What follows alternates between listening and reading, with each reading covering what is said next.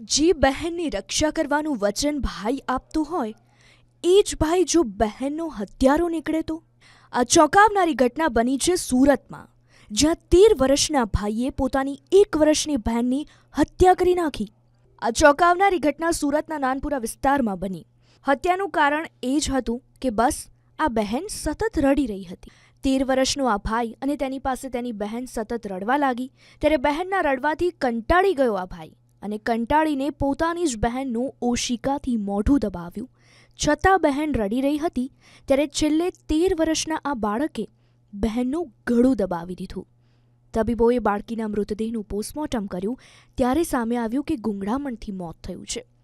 પરિવારે 13 વર્ષના ભાઈને પૂછપરછ કરી તો ભાઈએ આ મોટો ખુલાસો કર્યો કે બહેન સતત રડતી હોવાથી તેણે ગળું દબાવીને પોતાની જ 1 વર્ષની બહેનને મોતને ઘાટ ઉતારી દીધી.